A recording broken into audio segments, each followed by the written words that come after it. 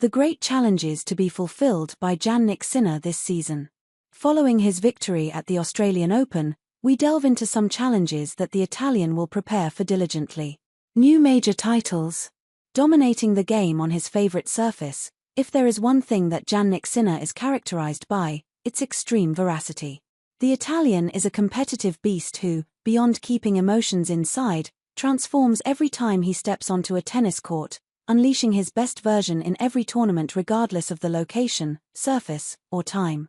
His victory in the 2025 Australian Open confirms that last year's success was by no means a fluke, solidifying his position at the top of the ATP ranking and, above all, reinforcing his aura of invincibility, but it will not satisfy him in the least. There are still numerous lofty challenges that the Italian aims to approach and, if possible, conquer. He has come close to some of them already, but the hunger within him will not be appeased until he shatters every single record he sets for himself. Having conquered a Grand Slam, meeting the quota that he and his team likely set for themselves for 2025, and having also ticked off a Grand Slam title defense from the list of objectives, there are still very enticing goals awaiting the San Candido native, and some are getting closer by the day.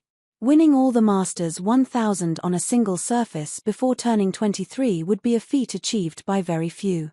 When we talk about hard courts, which host 6 tournaments of this category, the difficulty multiplies. Tournaments spread across different tours, at different times of the year, and with highly variable conditions. All of this doesn't seem to intimidate a Sinner who, unbelievably, is on the verge of achieving a clean sweep that even took names like Novak Djokovic years and years to accomplish.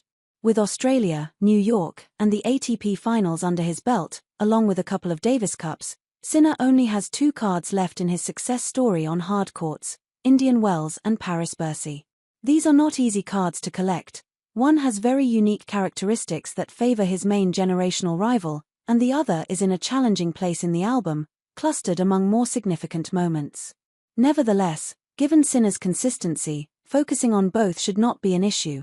Opting out of Rotterdam and taking an extra rest week after his success in the Antipodes is just another sign that Jannik will channel all his effort, even more so, into the major tournaments of 2025. Sinner also faces a year where evolution must be his driving force. Connecting this word with major tournaments inevitably leads us to Roland Garros and Wimbledon, the 2 venues where he fell just short of glory. He has confirmed his dominance in Australia as the supreme ruler of hard courts, the one who could establish an empire on that particular surface, but the depth of his reign will be defined by his success on natural surfaces, especially considering how Carlos Alcaraz has wielded iron-fisted control over them, 3 out of 4 in Wimbledon and Roland Garros over the past 2 years. Achieving his first Grand Slam outside hard courts seems to be the goal that the tennis world demands from him, the one he surely desires with fervor, and the one that would represent, moreover, a double blow. Not only reaffirming his dominance but also dishing out a blow to his great generational rival, an Alcaraz who only surpasses him in 1 Grand Slam and, due to conditions and variations, would be the favourite in both events.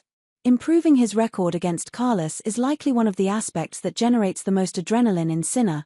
Tennis is a sport driven by rivalries, and the 0-3 he suffered in direct confrontations against Alcaraz in 2024 still stings within his team.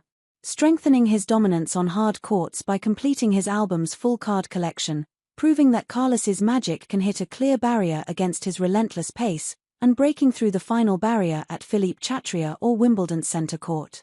At 23 years old, having started the year in the best possible way, it's evident that there are more than enough incentives for Jannik to not experience, even for a moment, the dreaded afterglow of success. No one on the circuit is as obsessed with improvement and continuous learning, and the achievements on the horizon provide ample reasons to justify that obsession with work. The rest of the circuit's task is to prevent those from materializing.